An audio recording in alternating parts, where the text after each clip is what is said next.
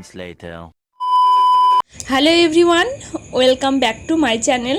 আরও একটি নতুন ব্লগে আপনাদেরকে স্বাগত জানাই। তো আজ হলো অষ্টমী। তো অষ্টমীর রাতটা আমরা কিভাবে কাটাই, মানে সারা দিন থেকে রাত পর্যন্ত আমরা কিভাবে কাটাবো, তো সেটাই আজকে শেয়ার করব।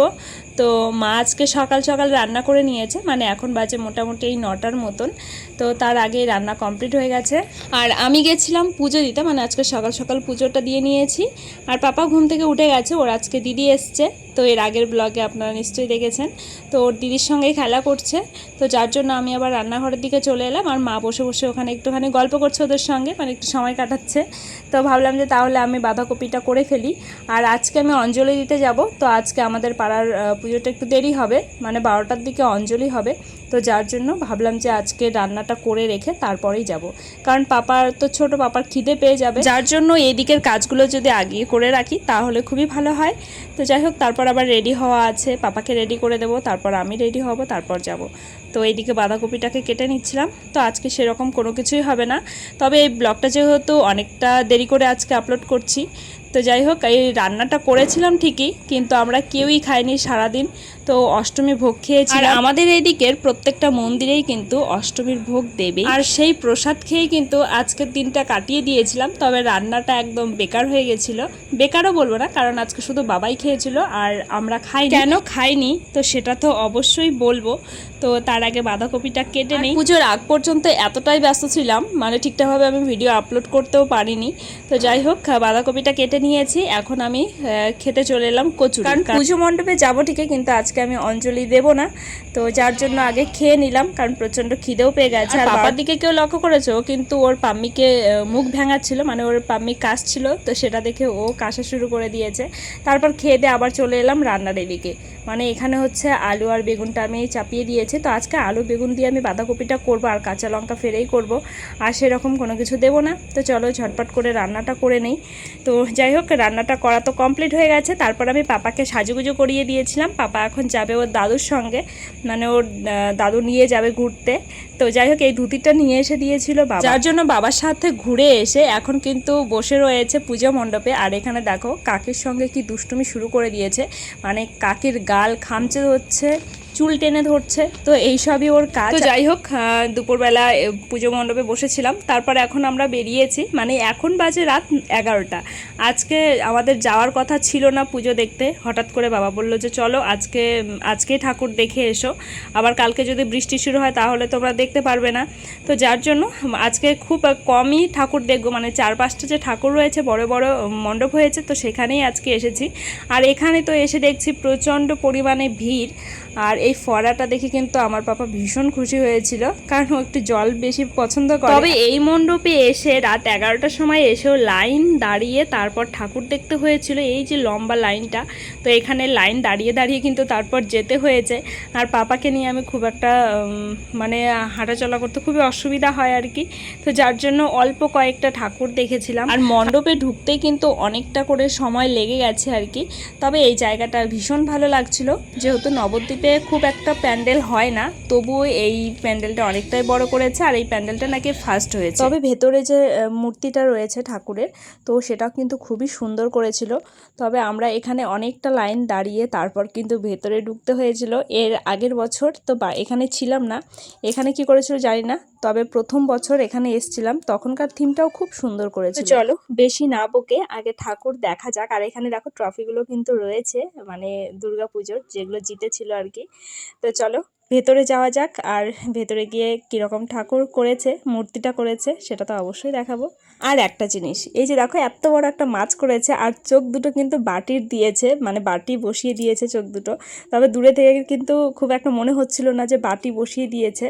এই দেখো কত বড় মাছ। মায়ের প্রতিটি অস্ত্র অশুভ শক্তিকে নাশ করে শুভ শক্তির জয় ঘোষণা করে।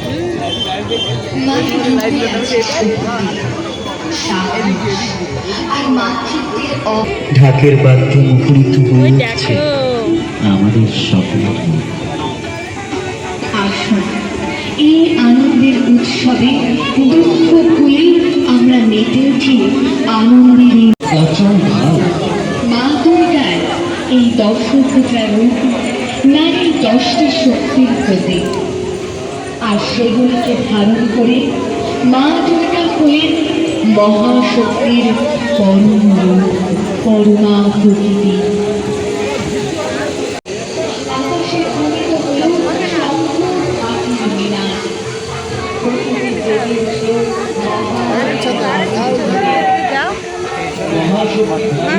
মা দুর্গা ত্রিশূল বিদ্ধ করে মহিষাসুরকে সংহার করলেন। সেই মুহূর্তে জগতে বেজে উঠল বিজয়ের আলোকধ্বনি। তো আমরা চলে এলাম আরও একটা মন্দির দর্শন করতে, মানে আরও একটা প্যান্ডেলে চলে এলাম। আর এখানকার থিমটাও কিন্তু খুবই সুন্দর করেছিল। তো যাই হোক, চলুন ভিতরে যাওয়া যাক। আর ভেতরে এই প্রদীপগুলো এত সুন্দর লাগছিল, মনে হচ্ছিল যেন সত্যি সত্যি প্রদীপ জ্বালিয়েছে। তো চলুন ভেতরটায় যাওয়া যাক। আর ভেতরটা কেমন করেছে সেটা তো অবশ্যই দেখতে পাবেন।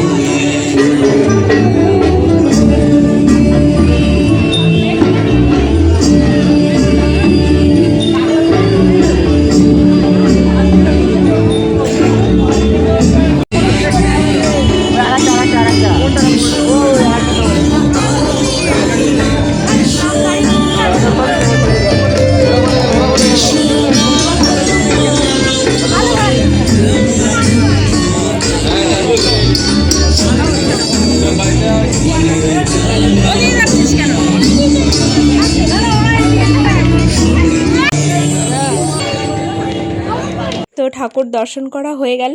এখন আমরা যাব বাইরের দিকে। আর মা, বাবা আর পাপাকে নিয়ে আসেনি এই প্যান্ডেলে, ওরা বাইরে থেকেই দেখছিল, মানে ওদের আর হাঁটতে ইচ্ছা করছিল না, কারণ অনেকটাই এখন রাত হয়ে গেছে। তো আবার চললাম আরও একটা নতুন প্যান্ডেল দেখতে। আর এই ঠাকুর ঘুরতে ঘুরতে কিন্তু পাপার অনেকটাই ঘুম পেয়ে গেছিলো।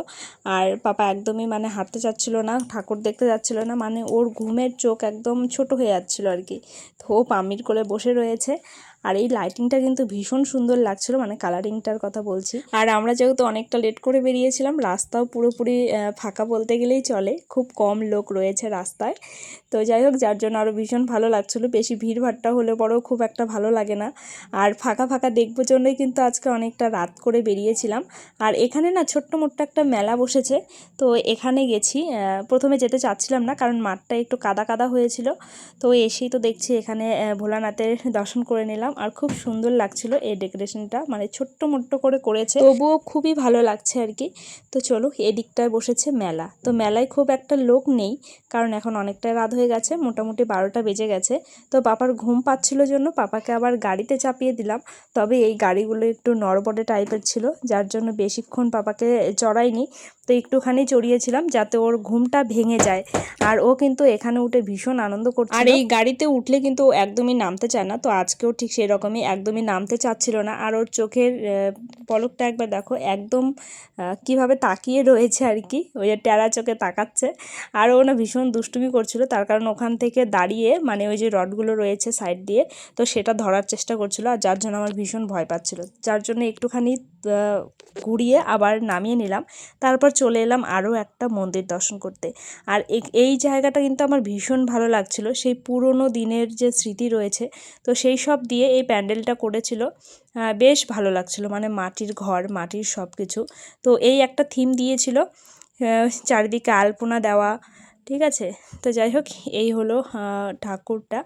তো সব মিলিয়েই ভীষণ সুন্দর, মানে সেই পুরনো দিনের বাড়ি, মাটির দোতলা বাড়ি, তার মধ্যে এই প্রদীপ ধরানো, তার মধ্যে এই দেয়ালে ঠাকুর, এটা বেশ আমার ভালো লাগছিল আর কি। আর চারিদিকে এই প্রদীপগুলো, তো আমার এটা ভীষণ ভীষণ ভীষণ ভালো লাগছিল। আর পুরোটা একদম মাটির কালারের, দেখে মনেই হচ্ছে না যেন মানে অন্য প্যান্ডেল করেছে। তো দেখে মনে হচ্ছিল সত্যি যেন একটা বাড়ির মধ্যে ঢুকেছে, সেই পুরনো দিনের বাড়ির মধ্যে। তো যাই হোক, মার দর্শন করা তো হয়ে গেল। এবার আর দু একটা প্যান্ডেল দেখে তারপর যাব বাড়িতে। তো এই যে একটা প্যান্ডেল করেছিল, তো একদম রাজপ্রাসাদের মতন। তো এখানে ভেতরে সেরকম কিছু নেই, তবে মা যেখানে রয়েছে সেখানে কিন্তু সব কিছুই রয়েছে আর কি। তো চলো, মাকে দর্শন করা হয়ে গেছে, এখন যাব আর একটা মন্দির দর্শন করতে। তো এটা আমরা আরও একদিন এসেছিলাম সকালবেলা, মানে দুপুর টাইমে। তো এটা একদম পুরো কাচের। তো এই প্যান্ডেলটাও কিন্তু বেশ ভালো লাগছিল, মানে রাতের লাইটিংটার জন্য আরও বেশি ভালো লাগছিল। তো এইখানে এসে পাপা একটুখানি হাঁটছিল, মানে চারিদিকে যেরকম ঝলমলে করছে আর কি। তো যার জন্য পাপা কিন্তু জেগে গেছে। আর এখানে কতগুলো সিংহ রয়েছে, তো এটাও ভীষণ পছন্দ হয়েছিল, মানে অনেকগুলো সিংহ, আরও বাঘ সিংহ এখন যেহেতু একটু একটু করে চেনা শিখে গেছে, তো এটা দেখে ওর ভীষণ ভালো লাগছিলো। তো চলো, এই তো গণেশের মূর্তি রয়েছে, আর এরকম অনেক রকমের মূর্তি রয়েছে। তো ঠাকুর দেখা কমপ্লিট, আরও একটা মন্দিরে চলে এলাম। তো এটা সেরকমভাবে ভিডিও করতে পারিনি বাইরে থেকে, কারণ একদম চিপাচিপির মধ্যেই প্যান্ডেলগুলো হয়েছে। তো চলো, আর এটা একদম গুহার মধ্যে, মনে হচ্ছে যেন পাথরের গুহার ভেতরে ঢুকে গেছে, আর পুরোটাই ব্ল্যাক করা, ব্ল্যাক প্যান্ডেল। তো যাই হোক, এই ছিল আজকের ব্লগ। তো কেমন লাগলো অবশ্যই কিন্তু আপনারা কমেন্ট করে জানাবেন। যদি ভালো লাগে চ্যানেলটাকে সাবস্ক্রাইব করে দিয়ে পাশে থাকবেন। তো দেখা হচ্ছে আরও একটা নতুন ব্লগের সাথে, ততক্ষণে আপনারা